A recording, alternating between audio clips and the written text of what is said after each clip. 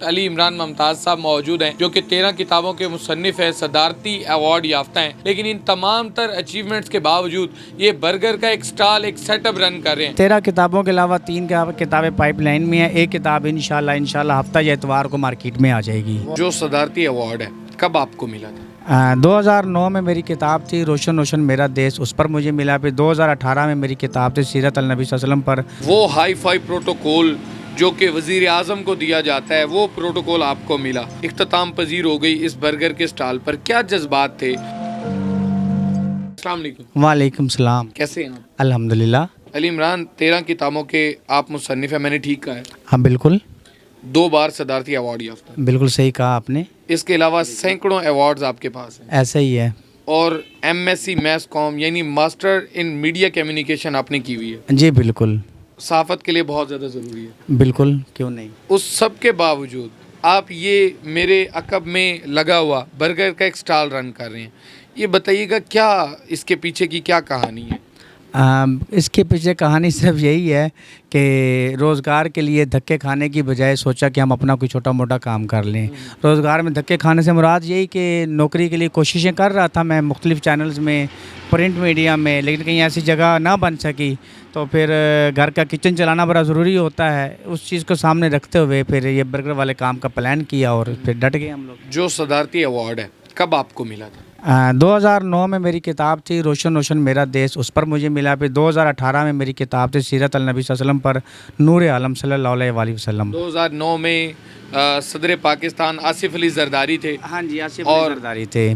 2018 میں عارف صدر الوی صاحب۔ پاکستان عارف الوی صاحب تھے۔ جی عارف الوی صاحب تھے۔ ان دونوں سے آپ ایوارڈ لے چکے ہیں۔ ہاں جی بالکل جی۔ میس کام کب کی ہے؟ کون سی ڈیٹ پر، کون سے سال میں میس کام کیا ہے؟ 2018 کے لاسٹ میں میتھس کام کمپلیٹ ہوا، اور 2019 کے یعنی کہ سٹارٹ میں میں نے انٹرنشپ کی ایک چینل سے، اور وہ تقریباً مارچ تک چلی ہے۔ اس کے بعد کرونا آیا، انٹرنشپ کا ہمیں سرٹیفکیٹ مل گیا تھا، اور اس کے بعد پھر آگے سسٹم نہیں بن سکا۔ تو انٹرنشپ بیس پہ آپ نے کہیں اپلائی نہیں کیا کسی چینل میں جاب کے لیے؟ ہاں، جس چینل میں انٹرنشپ کر رہا تھا وہاں ہمارے جو باس تھے ان کو مکمل مجھ پر اعتبار ہو چکا تھا، وہ یہی چاہتے تھے کہ میں اسی چینل سے اپنا کیریئر کا آغاز کروں، لیکن کرونا کی وجہ سے تمام معاملات ڈسٹرب ہوئے۔ جو پرانے ساتھی تھے وہ بھی نکالے جا رہے تھے، تو نئے کو تو رکھنے کا سوال ہی پیدا نہیں ہوتا تھا۔ پھر اس کے بعد 6-7 ماہ تک کوششیں کرتا رہا، لیکن کوئی ایسا سلسلہ نہ بن سکا۔ اچھا، پھر یہ خیال کیسے آیا کہ یہ برگر کا سٹال ہی رن کیا جائے؟ کوئی اور کام، کوئی پرائیویٹ جاب بھی کی جا سکتی تھی، کسی اور محکمے میں کسی جگہ پر اپلائی کیا جا سکتا تھا۔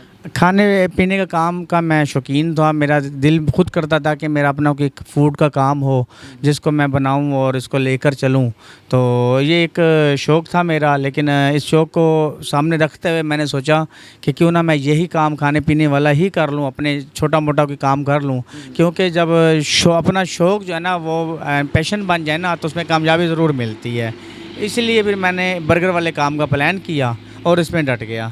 2 بار صدارتی ایوارڈ سے نوازے گئے ہیں آپ، وہ ہائی فائی پروٹوکول جو کہ وزیر اعظم کو دیا جاتا ہے، وہ پروٹوکول آپ کو ملا، اور پھر ایک دن برگر کے سٹال پر وہ اختتام پذیر ہوا، وہ پذیرائی اختتام پذیر ہو گئی اس برگر کے سٹال پر۔ کیا جذبات تھے جب پہلا دن تھا برگر کے سٹال پہ آپ نے as a honour, as a worker یہاں پر آنا تھا؟ دیکھیں جی، نشیب و فراز زندگی کا حصہ ہوتے ہیں، تو اتنی یعنی کہ تعلیم کے بعد بڑی بڑی جگہوں پہ، بڑے بڑے ہوٹلوں میں رہائش، وزیر اعظم جیسا پروٹوکول ملنا یہ نصیب کی بات ہوتی ہے۔ اب اگر وہ یعنی کہ پروٹوکول نہیں ہے، وہ چیزیں نہیں ہیں، لیکن انسان تو وہی ہے نا، بھلے یعنی کہ معمول کے مطابق ہم زندگی گزار رہے ہیں، لیکن اللہ کا شکر ادا کرتا ہوں کہ جیسا بھی ہے، جس حال میں بھی اللہ نے رکھا ہے اس کا شکریہ۔ اللہ تعالیٰ آپ کو سلامت رکھے۔ بڑا پازیٹیو مائنڈ سیٹ رکھتے ہیں۔ انہوں نے کہا کہ صدارتی ایوارڈ ملا، وہ والا پروٹوکول ملا جو کہ صدر پاکستان کو ملتا تھا، لیکن ہمت نہیں ہاری، اگر کوئی مسئلہ نہیں، کام نہیں ملا، جاب نہیں ملی، اپنا سٹال رن کرنے لگ گئے۔ تو اب یہ بتائیے گا کیا ٹائمنگز ہوتی ہیں، کس ٹائم پہ آتے ہیں اور کس ٹائم پہ واپس جاتے ہیں، کتنی انکم جنریٹ کر لیتے ہیں؟ شام کو 5:30 بجے ہم آ جاتے ہیں، 12 بجے تک ہم اپنا کام کرتے ہیں، 12:15 بجے تک تقریباً دکان کلوز۔ 6 گھنٹے پر مشتمل یہ ٹائم۔ لیکن اس سے پہلے شام میں بنانی ہوتی ہے، ہم گھر میں بیٹھ کے بناتے ہیں، کیونکہ اور بھی بہت ساری چیزیں ہوتی ہیں جنہیں ہم نے مکمل کرنا ہوتا ہے اور پھر دکان پر لے کر آنا ہوتا ہے، تو تقریباً یہ 10 گھنٹے کا کام ہے ہمارا۔ تو نشیب و فراز میں فیملی کو لے کر چلنا بڑا مشکل ہوتا ہے، किस तरह हमारी भाभी को, अपनी फैमिली को मेंटली प्रिपेयर किया कि यार मैं अपना काम करने जा रहा हूँ, भले बर्गर का ही सही लेकिन मैं ये करने जा रहा हूँ?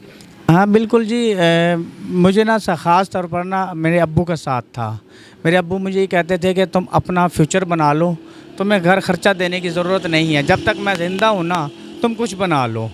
तो मेरे अब्बू ने मुझे कभी भी कमी नहीं आने दी। कभी भी अब्बू ने ये नहीं कहा कि तुम बिजली के बिल के लिए पैसे दो या गैस के बिल के पैसे दो, घर में ख़र्चा दो। मैं अपने आप को बड़ा खुशनसीब तस्वर करता हूँ। मैंने अपने ऐसे दोस्त भी देखे हैं जो बेचारे कमा कमा कर घर देते हैं, उसके बाद वजूद भी उनके घर में वो इज़्ज़त नहीं होती। लेकिन मेरे वालिद साहब ने हमेशा मुझे यही कहा है कि जिस रास्ते पर चल रहे हो उस पर चलते रहो, अपना कैरियर बनाते रहो, एक दिन तुम्हारा होगा। तो अभी कितने पैसे इस स्टॉल से, इनकम कितनी जनरेट कर लेते हैं रोज़ाना की बुनियाद पर? 1000, 1500, कभी 1800 भी हो जाती है, यानी कि तमाम खराजात निकाल कर।